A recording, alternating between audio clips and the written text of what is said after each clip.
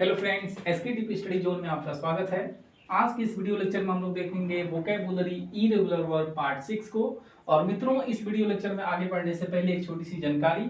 या हमने अपने यूट्यूब चैनल पे एक प्लेलिस्ट बना रखा है जिस प्लेलिस्ट का नाम है कंप्लीट वर्ब फॉर्म सीरीज। मित्रों, हमने वहां पर वर्ब की महत्ता को ध्यान रखते हुए, उसके इंपॉर्टेंस को ध्यान में रखते हुए और अपने हर वीडियो लेक्चर में समझाने का प्रयास किया है कि दुनिया में कोई ऐसा सेंटेंस नहीं है। मित्रों, एक सेंटेंस में एक सब्जेक्ट, एक वर्ब और अदर वर्ड होता है। और हमने हर वीडियो में समझाने का प्रयास किया है कि बिना अदर वर्ड का एक सेंटेंस हो सकता है जिसको हम क्लाउज कहेंगे, वो अलग की बात है। या बिना सब्जेक्ट का केवल वर्ब और अदर वर्ड लेकर के कुछ लिखना संभव हो सकता है, लेकिन बिना वर्ब का कुछ लिखना संभव नहीं है। इस बात को मैंने अपने हर एक वीडियो लेक्चर में समझाने का प्रयास किया है और इससे ये साबित करने की कोशिश किया है कि वर्ब चैप्टर कितना इंपॉर्टेंट हो सकता है वोकैब की दुनिया में। यदि आपने वर्ब को कंप्लीट जो है कि याद नहीं किया, नहीं समझा, इस पे कमांड नहीं बनाया, तो आपकी इंग्लिश 100% अधूरी हो जाएगी।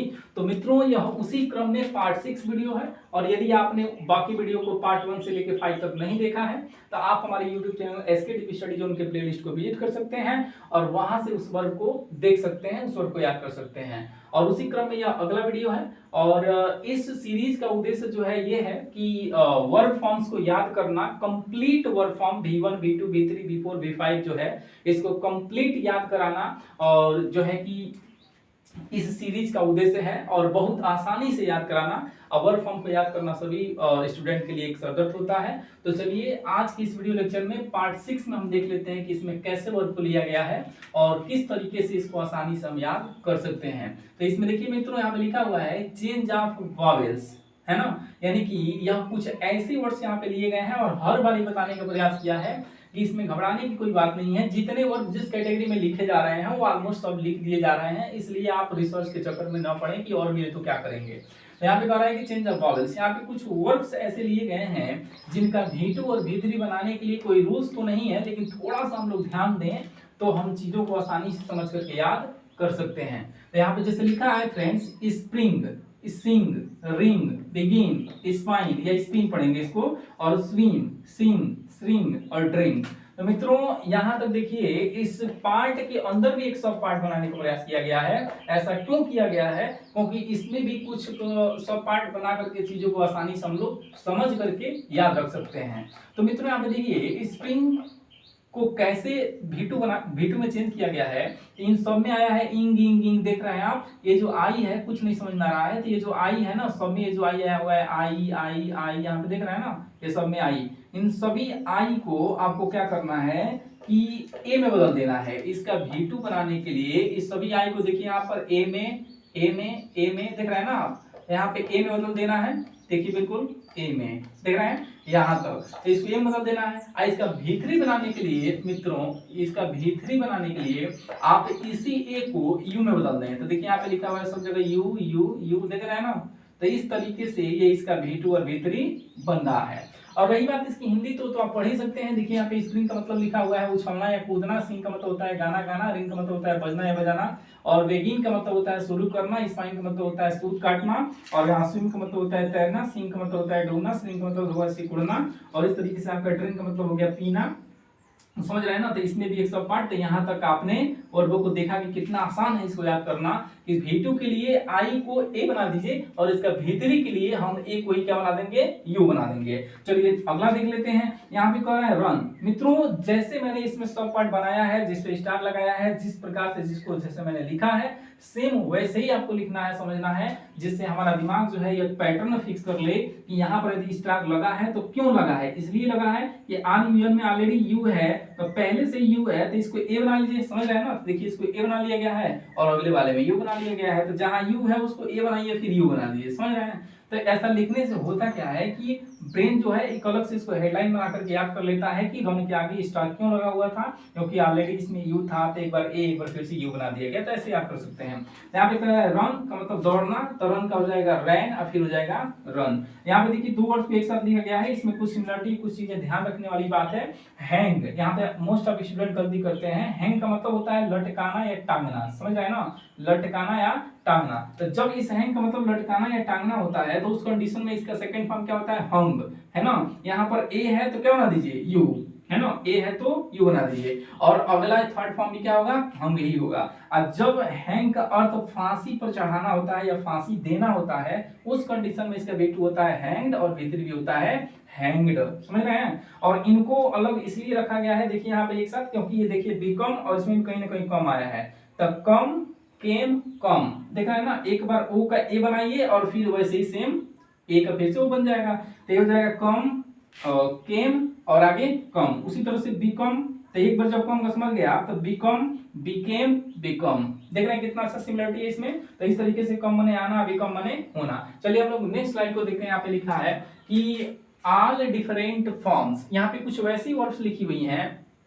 देखिए फ्रेंड्स, यहाँ पे ऐसा इसलिए लिखा था कि चेंज ऑफ वावेल, इसमें हम क्या कर रहे थे, वर्ड सेम वही रह रहा था, केवल वावेल का गेम था। यहाँ पर मैंने आई वावेल को हटा करके ए जोड़ा, फिर अगला फॉर्म बनाने के लिए मैंने ए वावेल को हटा करके यू जोड़ा, देख रहे थे ना। और जिसमें नहीं भी ऐसा था, मान लीजिए यहाँ भी ऐसा क्या था, यू की जगह पे फिर से ए रखा, फिर से यू रखा, तो ये क्या है, सब वावेल का गेम था, समझ रहे हैं। ये वो अलग बात है कि इसका दोस्त में यहाँ पे ईडी लगा हुआ है तो अलग मामला है, लेकिन ये इसके साथ में इसलिए इसको ऐसा लिखा गया है। बाकी सब क्या है, कम केम कम, तो कहीं ना कहीं यहाँ पे देखिए ओ को ए बनाया गया, फिर ए को ओ बनाया गया, तो ये सब वावेल का गेम है, इसलिए इसको भी एक अलग सीरीज में रख दिया गया है, सब पार्ट में रख दिया गया है। कह रहा है कि चेंज ऑफ वावेल्स, इसमें सब वावेल का। अच्छा, इनमें क्या है, तो कह रहा है कि ऑल डिफरेंट फॉर्म्स, इनमें कोई विशेष लॉजिक नहीं है, लॉजिक वहां भी नहीं था, लेकिन उसमें हमने सब पार्ट बना करके चीजों को सजाया और आसानी से याद कर सकते हैं।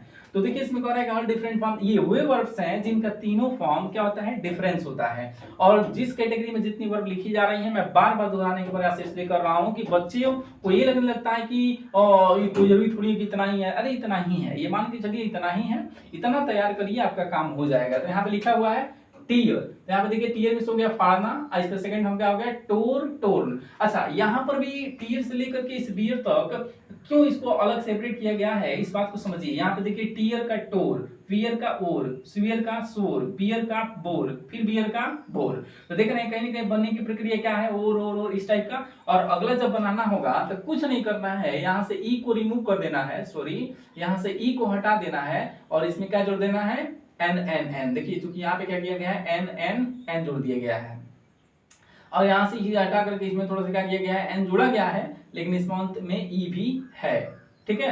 तो इसको थोड़ा सा आप ध्यान से देखेंगे, चीजें क्लियर हो जाएंगी। अरे भाई इसमें हाँ, और इस बियर को थोड़ा सा अलग किया गया है, ध्यान दीजिएगा, क्योंकि यहाँ पे देखिए बियर थोड़ा सा कंफ्यूजन पॉइंट है यहाँ पर, एग्जाम में भी देता है। बियर का मतलब होता है ले जाना, जब ले जाना होगा तो बोर बोर में बनेगा, ठीक है। लेकिन जब बियर का मतलब सहन करना होगा तो भी सेम, ये देखिए बन रहा है। लेकिन जब बियर का मतलब जन्म देना होगा ना, तो उस कंडीशन में बोर तो इसका सेकंड फॉर्म बनेगा, लेकिन थर्ड फॉर्म बोर। ई यहाँ पे देखिए लगा हुआ है इन दोनों में, यहाँ पे ई नहीं लगा हुआ है, इसलिए इंपॉर्टेंट हो जाता है, और ऐसे ही टर्म एग्जाम में पूछे जाते हैं, तो इसको थोड़ा ध्यान दीजिएगा, इसलिए मैंने अलग से इसको क्वेश्चन में बंद किया है। अगला कह रहा है बी, बी में सुना होता है होना, अब बी का सेकंड फॉर्म क्या होता है, वाज, अगला क्या होगा, बीन। उसी तरीके से सी का सेकंड फॉर्म का आपका सा है, सी मैंने देखना, और थर्ड फॉर्म क्या है, सीन है, तो सी सा सीन, बी वाज बीन, समझ रहे हैं। गो वेंट गॉन, ये तो बहुत आम बात है, इसको तो आपने पढ़ा होगा। तो गो में से जाना आपका, वेंट सेकंड फॉर्म, गॉन इसका थर्ड फॉर्म। उसी तरीके से डू, डीड और डन, देख रहे हैं ना, तो डू मिस करना, आपका डीड और डन इसका सेकंड थर्ड फॉर्म हो जाएगा। और शो का मतलब होता है दिखाना, और इस तरीके से सेकंड फॉर्म शोड, और अगला फॉर्म हो जाएगा शोन। तो इसको भी आप चाहें तो स्टार लगा करके दिमाग में रख सकते हैं, क्योंकि इसका अगला सेकंड और थर्ड फॉर्म बनने की प्रवृत्ति देखिए थोड़ा सा ध्यान देने वाली बात है, वरना गलत हो जाएगा। अक्सर कहा जाता है कि जिसका भी V2 और V3 ईडी लगा के बनता है, सॉरी जिसका V2 ईडी लगा के बनता है, V3 भी 99.99% वही होता है, समझ रहे हैं ना। लेकिन यहाँ पे थोड़ा सा डिफरेंस है, यही तो एक इंग्लिश की खूबसूरती है या कमजोरी है। तो चलिए हम अपने वीडियो को यहीं पर एंड करते हैं, और यह इरेगुलर वर्ब के संदर्भ में पार्ट 6 यही इसका आखिरी वीडियो था, है ना, जहां से हम इरेगुलर वर्ब को कंप्लीटली समझ चुके हैं। और यदि इरेगुलर क्या है आप नहीं समझते हैं, नहीं जानते हैं, तो आप हमारे पहले वाले वीडियो को देख सकते हैं, वहां पे सारा कुछ बताया गया है, क्या है कैसे है। और इस तरीके से जो है कि इसका अगला सीरीज जो है हम रेगुलर वर्ब को स्टार्ट करेंगे, है ना, जहां पर हम रेगुलर वर्ब को कैसे हैंडल कर सकते हैं और रेगुलर वर्ब क्या होती हैं, और अच्छे से वहां पे इस चीज को बताया जाएगा। और जब रेगुलर वर्ब भी कंप्लीट हो जाएगा मित्रों, तो वहां पर V4 और V5 बनाने के भी नियम बताए जाएंगे। तो इस तरीके से जो है इस सीरीज का उद्देश्य ही यही है कि वर्ब चैप्टर जो है, जो कि पूरी इंग्लिश का एक नींव है, वर्ब फॉर्म्स या वर्ब को याद करना, उस नींव को ही हम लोग इतना मजबूत कर लें ताकि स्पोकन करें, राइटिंग करें, रीडिंग करें, कुछ भी करें तो कहीं पर भी कोई दिक्कत न आए। तो इस तरीके से चलिए मिलते हैं नेक्स्ट वीडियो में। Thank you for watching this video.